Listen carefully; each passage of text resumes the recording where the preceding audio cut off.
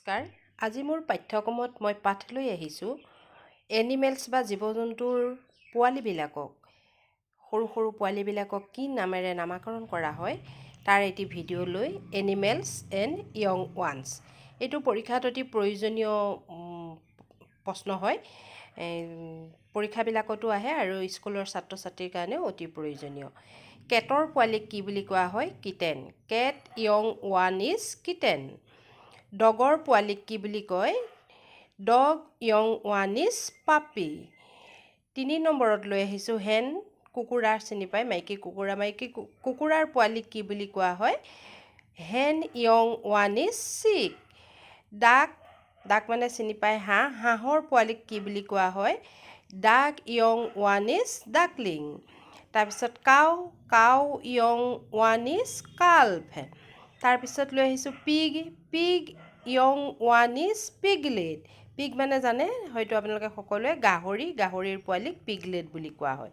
7 নম্বৰত লৈ আহিছোঁ চিপ ভেড়াৰ পোৱালিক কি বুলি কোৱা হয়? চিপ য়ং ওৱান ইজ লেম্ব।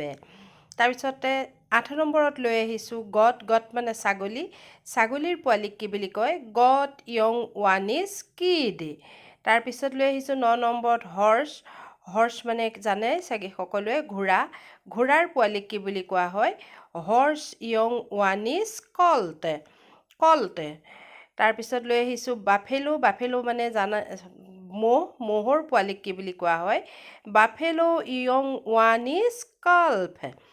তাৰপিছত লৈ আহিছোঁ ইলিফেণ্ট মানে হাতীৰ পোৱালিক কি বুলি কোৱা হয়? হাতীৰ পোৱালিকো কাল্ফ বুলিয়ে কোৱা হয়। ইলিফেণ্ট য়ং ওৱান ইজ কাল্ফ। তাৰপিছত লৈ আহিছোঁ বাটাৰফ্লাই মিন্স পখিলা। বাটাৰফ্লাই পোৱালিবিলাকক কি কয়? Butterfly young one is caterpillar. তাৰপিছত লৈ আহিছোঁ ৰেবিট। আমি সকলোৱে ভাল পাওঁ শহাপহু, হয়নে নহয়? ৰেবিটৰ পোৱালিবিলাকক কি বুলি কয়?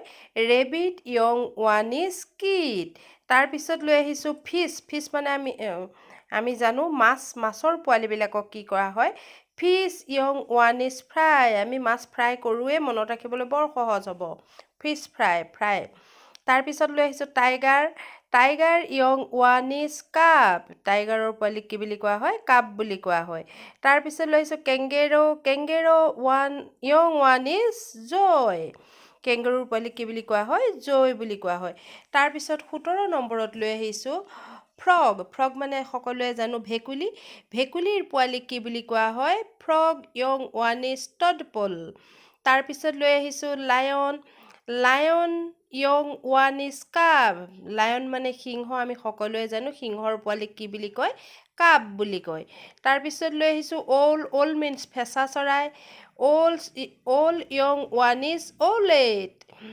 তাৰপিছত লৈ আহিছোঁ spider young one is spiderling. ভালকৈ মনত ৰাখিব দেই, একেই। তাৰপিছত লৈ আহিছোঁ ডংকি য়ং ওৱান ইজ ফল। ডংকিৰ পোৱালিক কি বুলি কোৱা হয়? ফল বুলি কোৱা হয়। তাৰপিছত লৈ আহিছোঁ monkey young one is infant. মংকিৰ পোৱালিক কি বুলি কয়? ইনফেণ্ট। তাৰপিছত লৈ আহিছোঁ giraffe young one is calf. জিৰাফৰ পোৱালিক কি বুলি কয়? কাল্ফ বুলি কয়। তাৰপিছত লৈ আহিছোঁ ডিয়েৰ মানে হৰিণ deer young one is fawn. ডিয়েৰৰ পোৱালিক কি বুলি কয়? ফন বুলি কয়। আপোনালোকে ভিডিঅ'টো চাব, মই ৰঙা চিনেৰে কেইটামান সংখ্যাত গুৰুল কৰি দিছোঁ। সেই গুৰুলকেইটাৰ অৰ্থ হৈছে সিহঁতৰ পোৱালিবিলাকক একে নামেৰে কোৱা হয়। যেনে ইয়াত দেখিছেনে আপোনালোকে? জিৰাফত দেখিছে কাল্ফ। এইফালে মই লৈ আহিছোঁ 5 নম্বৰটো আপোনালোকে চাব। তাত আছে আপোনালোকৰ 5 নম্বৰত ৰঙা চিন ৰেড কলমেৰে মই চিন দিছোঁ কাল্ফ। তাৰপিছত লৈ আহিছোঁ আপোনাৰ 10 নম্বৰটো চাওক কাল্ফ। 11টো চাওক কাল্ফ। এইকেইটাৰ পোৱালিক একেলগে কাল্ফ বুলি কোৱা হয়। মই আশা কৰিম আপোনালোকৰ কাৰণে ভিডিঅ'টো অতি প্ৰয়োজনীয় ভিডিঅ' হিচাপে পৰিগণিত হ'ব। মই দেখিছোঁ এইবাৰ ADRE পৰীক্ষাবিলাকতো এনেধৰণৰ ভিডিঅ'ই আপোনালোকৰ বাবে এনেধৰণৰ প্ৰশ্নই আপোনালোকৰ বাবে এৰি দিছে। এইবাৰ 4th গ্ৰেডৰ পৰীক্ষাৰ বাবে এই প্ৰশ্নখিনি অতি প্ৰয়োজনীয় হ'ব বুলি ভাবিম। ইয়াৰ পৰৱৰ্তী ভিডিঅ'লৈ আহিম মই ৰাইটাৰ এণ্ড অথৰ।